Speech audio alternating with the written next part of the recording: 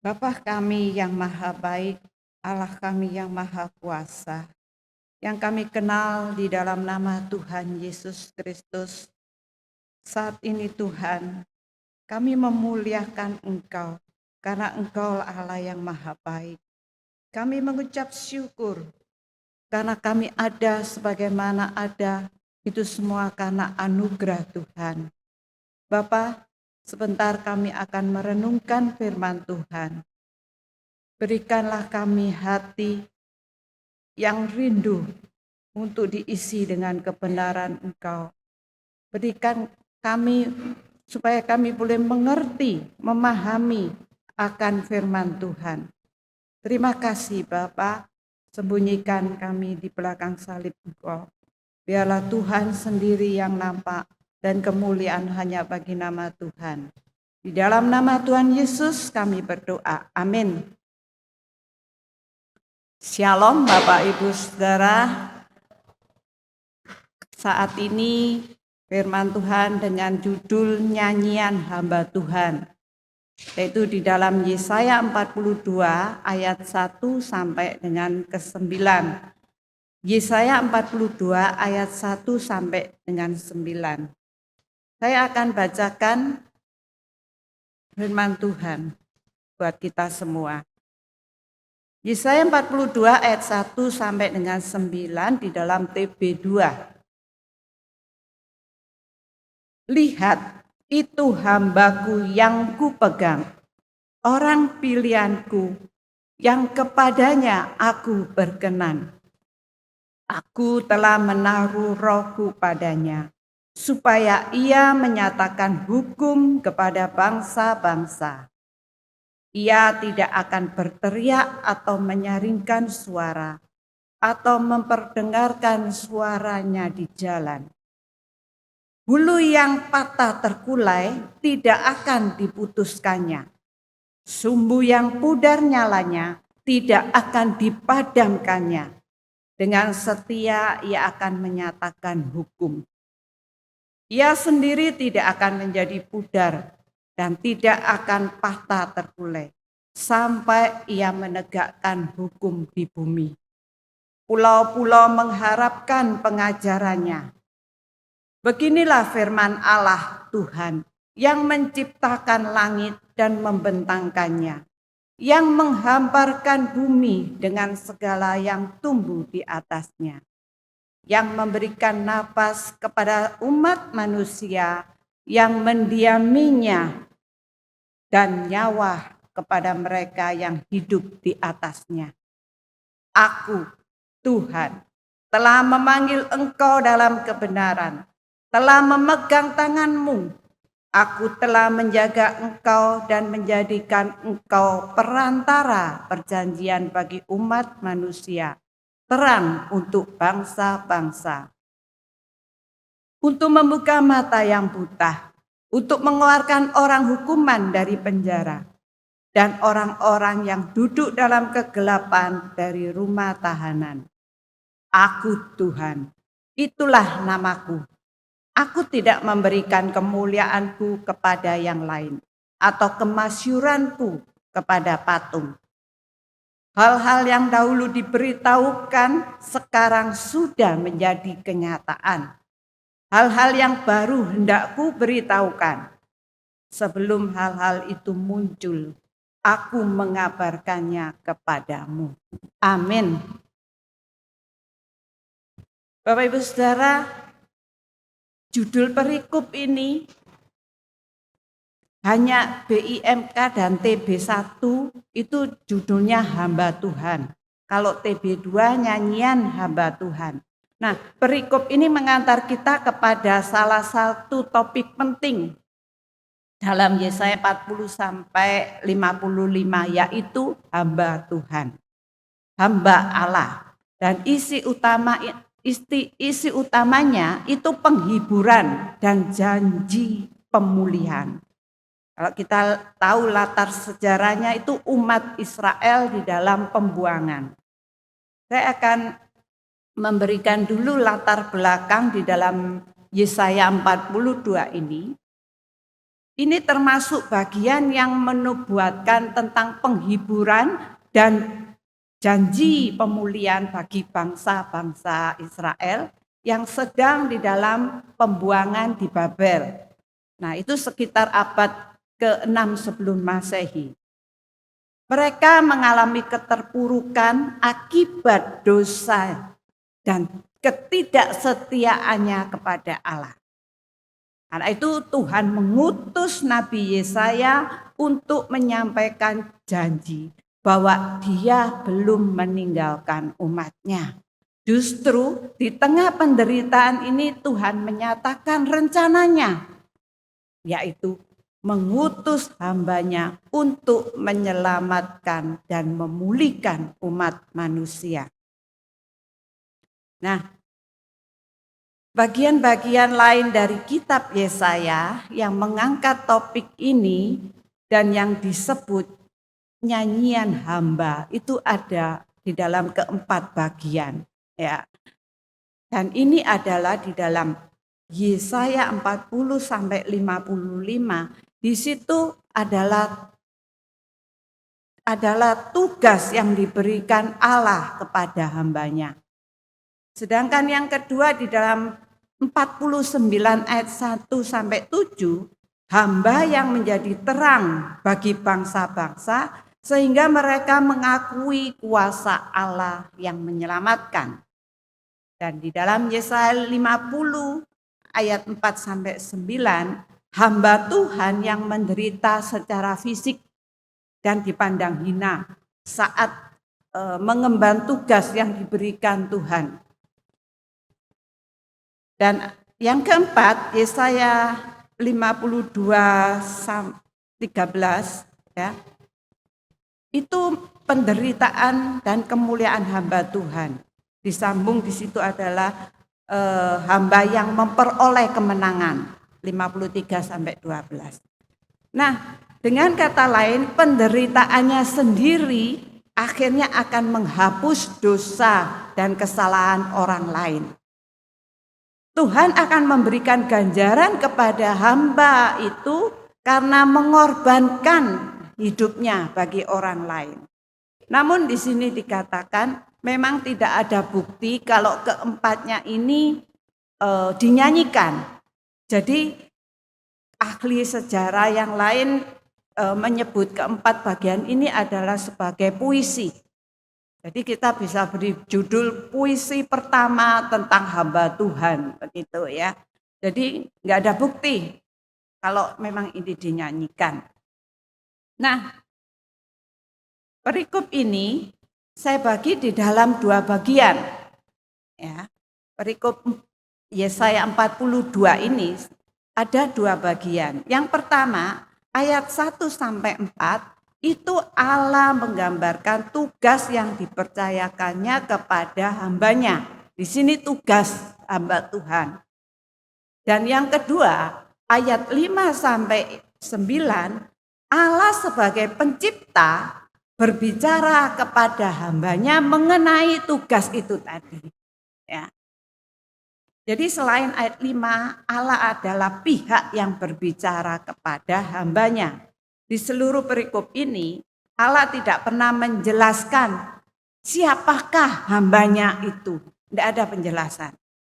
Nah, seorang hamba Allah pastinya memiliki hubungan yang khusus dengan Allah dan melaksanakan maksud Allah. Nah, mari kita pelajari bagian yang pertama tadi. Ya. Sebelumnya saya boleh jelaskan perikop ini dipakai untuk menubuatkan tentang Yesus. Tentang Yesus Kristus yang merupakan anak Allah yang datang menjadi manusia dalam pelayanannya. Yesus memberitakan firman Allah. Di sini Allah menantang kekuasaan yang semena-mena. Bahkan ia rela menderita. Ia melakukan itu semua dengan kasih. Ia dekat dengan orang-orang seluruh tanpa pandang bulu, ya. karena ia hendak menyatakan atau menyelamatkan, memulihkan hidup mereka. Akan tetapi perikop ini juga ditujukan kepada kita saat ini. Karena kita adalah orang-orang yang percaya, yang telah dipilih oleh Allah untuk menjadi hamba-Nya. Nah, kembali kepada bagian tadi perikop 2 tadi, yang saya bagi 2. Kita mau pelajari dalam Yesaya 42 ayat 1 sampai 4. Tema bagian ini adalah tugas yang diberikan Allah kepada hamba-Nya. Di sini dikatakan Allah menampilkan hamba-Nya sebagai orang yang disukainya, orang yang disenangi, orang yang memiliki roh Allah dan akan membawa keadilan kepada bangsa-bangsa. Tentunya mendapat status sebagai orang pilihan berarti ada tugas khusus yang harus kita lakukan, yang harus kita pahami dahulu. Tugas apa itu? Nah, tugas utama hamba adalah membawa keadilan kepada bangsa-bangsa. Kata pokok ini muncul 3 kali dalam bagian ini, yaitu ayat pertama, ayat ketiga, dan ayat yang keempat. BIMK di sini menambahkan kata-kata Tuhan. Ya. Kalau kita mau mengerti akan ini, yang dimaksud siapakah hamba Tuhan itu? Di dalam perjanjian lama, hamba Allah itu adalah Kores. Ya. Di situ Raja Persia. Dan ada yang memandang dia sebagai Nabi Yesaya. Ada juga yang menduga hamba Allah itu melambangkan bangsa Israel. Itu perjanjian lama. Tetapi di dalam perjanjian baru, hamba Allah ini adalah Yesus. Dan ini ada di dalam Matius 12 ayat 17 sampai 21. Boleh ya kita baca sebentar ya. Matius 12 ayat 17 sampai 21. Supaya digenapi firman yang disampaikan melalui Nabi Yesaya. Lihatlah, itu hambaku yang kupilih, yang kukasihi, yang kepadaku jiwaku berkenan. Aku akan menaruh rohku ke atasnya, dan ia akan menyatakan keadilan kepada bangsa-bangsa. Ia tidak akan berbantah dan tidak akan berteriak, dan orang tidak akan mendengar suaranya di jalan-jalan. Bulu yang patah terkulai tidak akan diputuskannya, dan sumbu yang pudar nyalanya tidak akan dipadamkannya sampai ia menjadikan keadilan itu menang. Padanya lah bangsa-bangsa akan berharap. Sama ya, nubuat Yesaya. Ya. Jadi di dalam PB yang dimaksud di sini adalah Tuhan Yesus. Dan Yesus sendiri pun menyebut dirinya sebagai hamba yang akan memberikan nyawanya menjadi tebusan bagi banyak orang. Dan di dalam Markus 10 ayat 45, ia mempersembahkan karyanya sebagai hamba agar para pengikutnya meneladaninya. Nah, kalau kita lihat tadi ayat yang pertama, tugas hamba Tuhan. Ya, kalau tadi siapakah hamba Tuhan? Kita tahu dalam PL dan PB. Dan sekarang apa sih tugas daripada hamba Tuhan? Yang pertama, lihat itu. Lihat itu, kata ini menunjukkan supaya ada perhatian. Ya, Tuhan sedang memperkenalkan pribadi istimewa. Ini supaya menjadikan perhatian buat kita semua.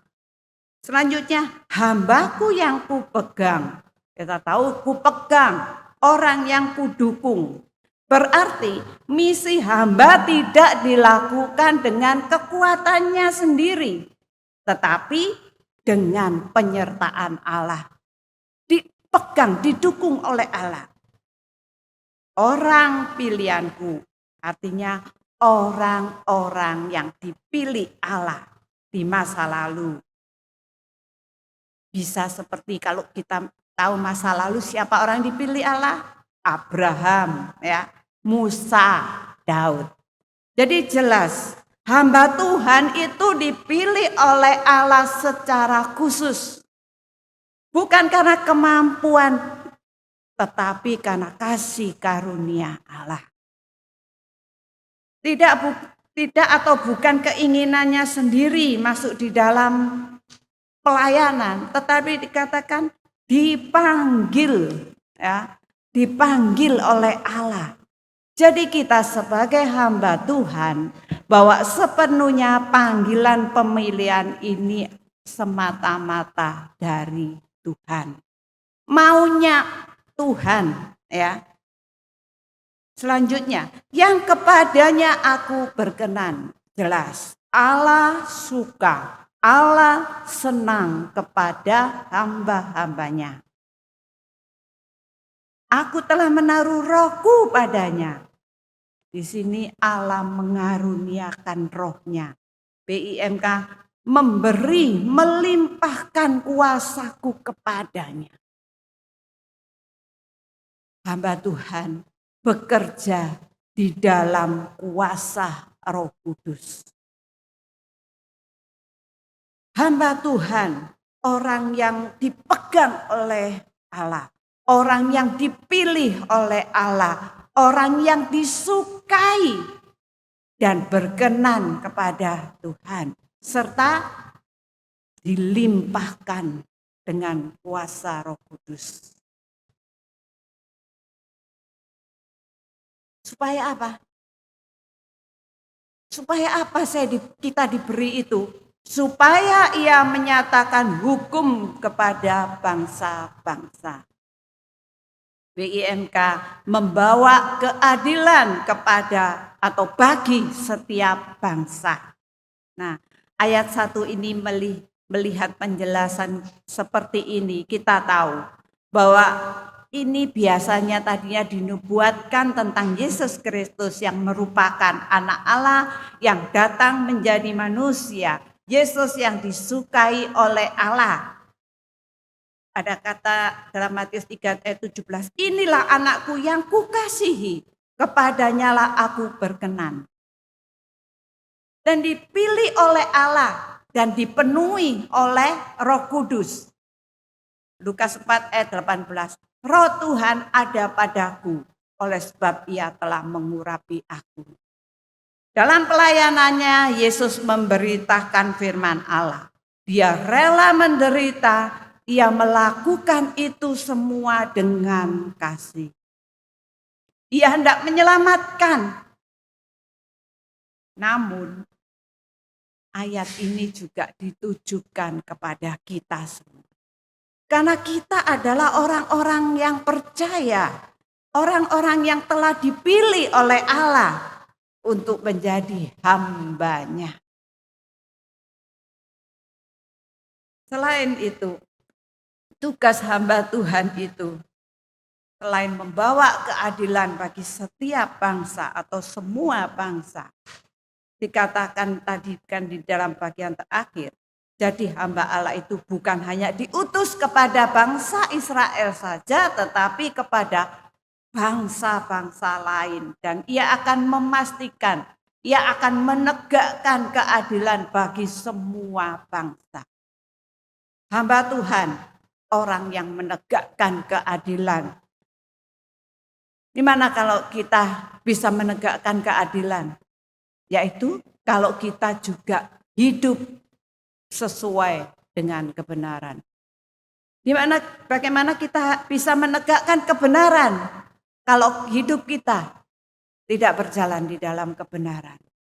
Nah, itu hamba Tuhan harus berjalan di dalam kebenaran, harus hidup sesuai dengan kebenaran.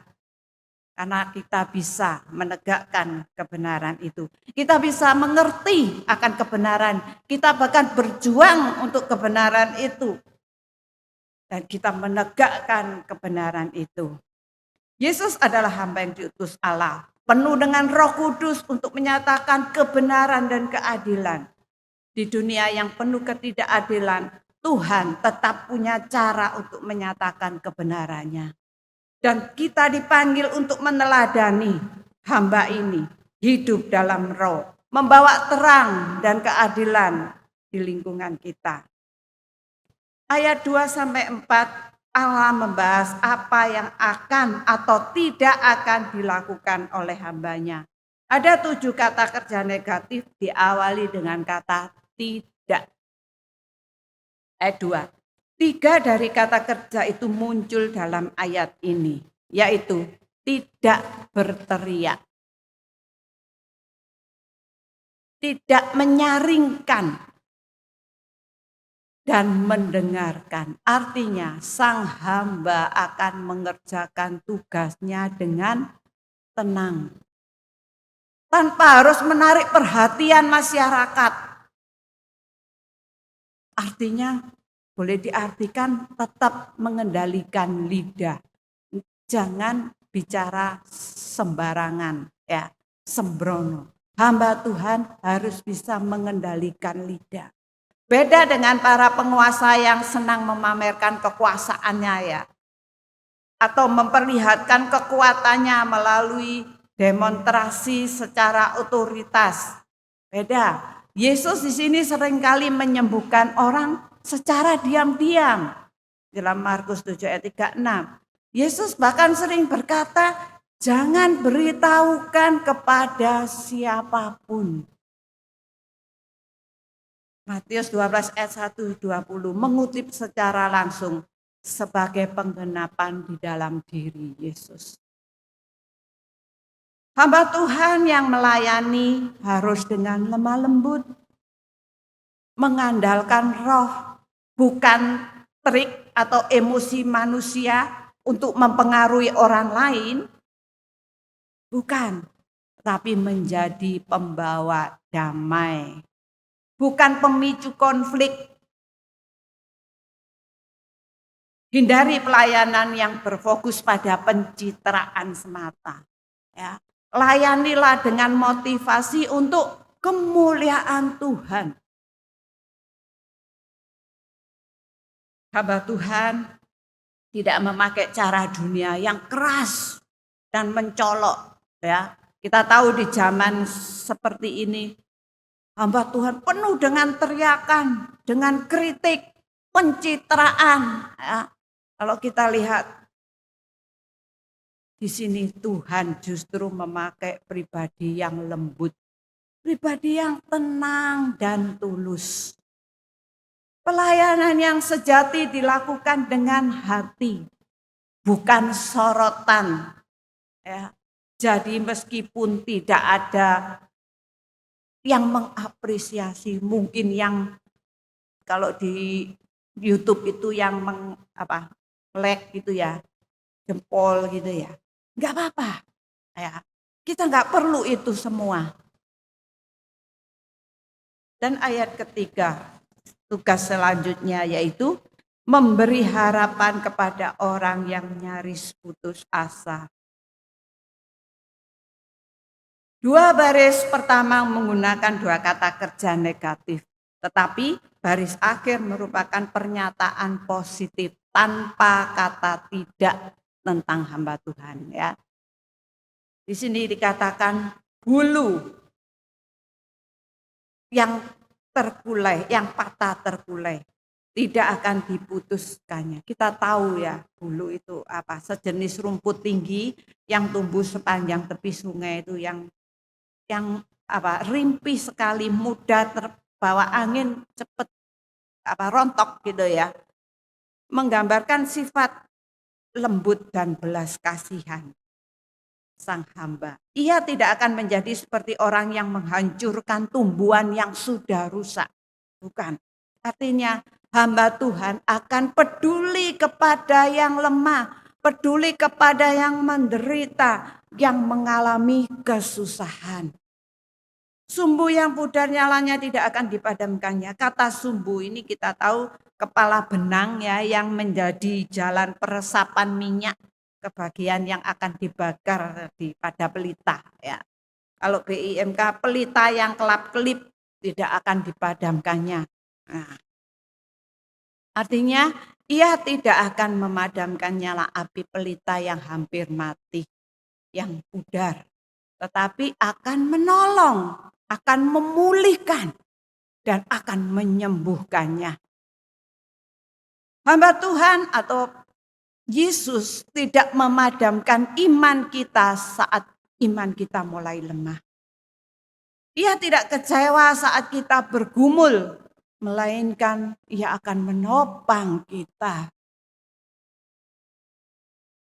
Tetapi dengan setia ia akan menyatakan hukum. BIMK di sini menyatakan kebenaran. Ia akan memastikan tegaknya suatu keadilan atau melaksanakan keadilan itu dengan setia. Jadi Bapak Ibu Saudara, bila kita merasa putus asa, bila kita merasa terluka atau jenuh di dalam kehidupan spiritual kita, sekali lagi, Allah tidak akan membuang Anda. Tuhan bukan membuang orang berdosa, tetapi akan menyelamatkan. Ia akan menyalakan, memberi harapan kepada yang telah padam. Yesus tidak mengabaikan orang lemah, orang yang patah semangat atau bahkan hampir menyerah. Tidak. Kita dipanggil untuk menguatkan, bukan melemahkan. Ini menjadi penghiburan besar bagi orang-orang yang sedang dalam penderitaan. Nah, selain dia tidak memudarkan atau mematahkan sumbu yang pudar, selain itu ia tidak akan memudarkan atau memadamkan. Ayat yang keempat. Ia sendiri tidak akan menjadi pudar dan tidak akan patah terkulai. Ya, jadi selain tidak memudarkan, tidak memadamkan, ia sendiri juga harus tidak boleh pudar, tidak boleh patah terkulai. Jadi sang hamba tidak akan memadamkan yang pudar nyalanya, tetapi ia juga tidak akan menyala dengan pudar. Ia tidak akan melemah. Ia tidak akan gagal. Ia tidak akan patah semangat. Walaupun sang hamba akan bersikap lemah lembut, peduli kepada orang lain, itu tidak berarti ia akan menjadi lemah atau tidak mampu menjalankan tugas. Ini menunjukkan pada suatu keteguhan dan ketekunan kepada Kristus yang penuh kasih dan rendah hati.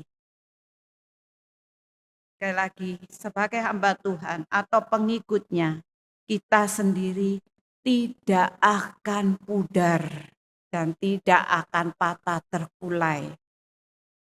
Kita dipanggil untuk setia dan tidak gampang menyerah. Meskipun dalam pelayanan kita mungkin kita mengalami, wah kok berat gitu ya. Baik dalam keluarga mungkin, di dalam pekerjaan. Sekali lagi, jangan merasa lelah. Jangan patah semangat, jangan mudah menyerah. Dikatakan sampai ia menyelesaikan tugasnya.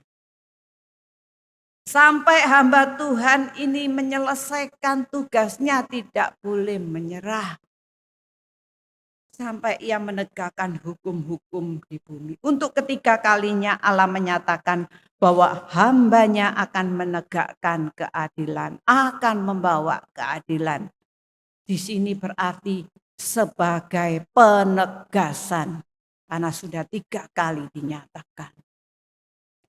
Yesus tidak datang hanya untuk menyelamatkan jiwa saja, tetapi juga untuk menegakkan kebenaran, menegakkan keadilan Allah. Artinya sebagai hamba Tuhan, kita tidak hanya memberitakan Injil, tetapi juga mempraktekkan keadilan dan kasih Allah. Melakukan kasih Allah. Pulau-pulau mengharapkan pengajarannya, ajaran atau petunjuk. Artinya Yesus adalah terang bagi semua bangsa. Bukan hanya untuk satu kelompok, bangsa-bangsa yang jauh menantikan pengajarannya. Berarti kita dipanggil untuk membawa kabar Injil itu keluar. Menjadi terang bagi segala bangsa. Tidak hanya diam di dalam gereja, dunia sedang menunggu terang Kristus. Hamba Tuhan mengajarkan kebenaran itu kepada bangsa-bangsa. Yesus tidak mudah menyerah dalam melayani dan memperjuangkan. Kita pun harus gigih. Sekalipun dunia gelap, sekalipun banyak tantangan, Tuhan tetap bekerja di dalam kebenaran dan menang. Bagian kedua ayat 5 sampai dengan 9. Bagian ini melanjutkan gambaran tentang tugas hamba Allah. Menegaskan bahwa Allah adalah Sang Pencipta, Tuhan yang berkuasa atas sejarah. Atau Allah sebagai Sang Pencipta berbicara kepada hambanya mengenai tugas tadi yang sudah saya jabarkan tadi. Ya. Ayat 5, beginilah firman Allah, Tuhan. Jadi ini langsung dari Tuhan yang menciptakan langit dan membentangkannya, yang menghamparkan bumi dengan segala yang tumbuh di atasnya. Kitab Yesaya memang suka menggunakan 3 atau 4 ungkapan untuk menggambarkan sesuatu, ya. Seperti ini, menciptakan langit, membentangkan, menghamparkan, nah ya, itu ya. Nah, 3 atau 4 ungkapan. Ya, ini salah satu ciri khas dari kitab Yesaya yang memberikan nafas kepada umat manusia yang mendiaminya. Di sini Allah meniupkan nafas hidup kepada manusia.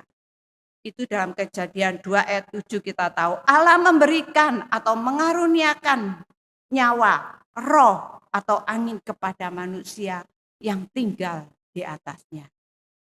Jelas Tuhan yang memberi amanat adalah pencipta dan pemilik kehidupan. Jika Ia mengutus kita menjadi terang, maka kita melakukannya dengan suatu keyakinan bahwa Dia sanggup menopang kita. Dia sanggup memelihara kita. Dia sanggup memperlengkapi kita. Ayat yang ke-6. Aku Tuhan, dan inilah tugas sang hamba yang berasal dari Allah, menjadi terang bagi bangsa-bangsa yang telah memanggil engkau dalam kebenaran. Tuhan secara pribadi memanggil kita untuk membawa kebenaran. Secara pribadi, secara langsung, tidak melalui orang lain, ya. Allah telah memegang tanganmu, Allah telah menjaga, menjadikan engkau perantara perjanjian bagi umat manusia. Menjadi terang untuk bangsa-bangsa. Jelas, Yesus adalah terang dunia. Dan kita dipanggil menjadi terang di lingkungan kita. Lewat kasih, lewat kebenaran, lewat integritas kita sebagai hamba Tuhan. Hidup kita menjadi kesaksian tentang siapa Allah yang sejati itu. Selanjutnya ayat yang ke-7. Untuk membuka mata yang buta. Mencelikkan mata orang yang buta. Memberi penglihatan lagi kepada mata orang yang buta. Artinya, sang hamba akan menyembuhkan orang yang tidak dapat melihat terang Allah. Di sini adalah secara rohani pastinya, ya. Tentang kebenaran Allah. Kata buta menjadi kata pokok di dalam pasal ini dan ini muncul 3 kali di ayat 16, 18, dan 19. Di sini dikatakan lagi untuk mengeluarkan orang hukuman dari penjara. Artinya sang hamba akan menorong orang Israel pulang dari negeri Babel, ya, tempat mereka dibuang tadi, dan membebaskan orang dari kuasa dosa. Dan orang-orang yang duduk dalam kegelapan dari rumah tahanan mengeluarkan orang dari kegelapan rumah tahanan, kegelapan, ya, dikeluarkan. Banyak orang hidup saat ini di dalam kebutaan rohani. Banyak orang yang terikat dosa, hidup di dalam kegelapan rohani. Dan disinilah peran kita, tugas kita, memberitakan Injil Kristus yang akan membebaskan dan memberi penglihatan baru kepada orang-orang seperti itu. Kita dipanggil untuk membagikan kabar baik ini, baik itu lewat pemberitaan firman Tuhan, bahkan lewat hidup kita, lewat perkataan kita. Ayat 8, kemuliaan hanya bagi Tuhan. Aku Tuhan, itulah namaku. Aku tidak memberikan kemuliaanku atau keagunganku kepada yang lain, atau kemasyuranku kepada patung. Yesaya adalah anak dari Amos di Yerusalem. Pada zaman keempat raja, yaitu Usia, Yotam, Ahaz, dan Hizkia. Dan pada zaman itu terjadilah penyembahan berhala. Ya. Di sini Allah juga tidak mengizinkan berhala buatan manusia itu untuk menerima pujian, untuk menerima kemuliaan, untuk menerima kemasyuran. Tidak. Karena yang hanya dan pantas untuk menerima itu hanyalah Tuhan Yesus. Hanya Dia sendiri yang pantas menerimanya. Maka dari itu Nabi Yesaya menyerukan pertobatan dan memberikan jaminan bahwa jika mereka bertobat, maka hamba Tuhan, orang yang pilihan Tuhan akan datang menjadi penyelamat bagi mereka. Tuhan tidak mau dibagi dengan berhala, dengan popularitas atau keinginan pribadi kita. Sekali lagi, jangan mencuri kemuliaan Tuhan. Di dalam pelayanan dan hidup kita, hanya Tuhan saja yang layak dipermuliakan. Dan sebagai ayat penutup, yaitu ayat ke-9. Hal-hal yang dahulu diberitahukan sekarang sudah menjadi kenyataan. Hal-hal yang baru hendak kuberitahukan. Ini Allah akan memberitahukan peristiwa-peristiwa yang akan datang. Sebelum hal-hal itu muncul, aku mengabarkannya. Berarti sudah kukatakan kepadamu. Allah menyatakan kepada umatnya. Allah menutup perkataannya dalam ayat ini. Ia menyatakan kepada umatnya bahwa ia telah menubuatkan atau meramalkan nubuat yang lalu, yang dahulu. Tuhan tidak berubah, tetapi ia terus melakukan hal-hal baru dalam hidup umatnya. Percayalah bahwa Tuhan masih bekerja dan menggenapi janjinya sampai hari ini. Biarlah firman Tuhan ini sebagai hamba Tuhan, kita sudah mengerti tugas-tugas kita. Dan biarlah Tuhan akan terus memperlengkapi kita dengan roh-Nya. Amin. Tuhan memberkati kita. Mari kita berdoa.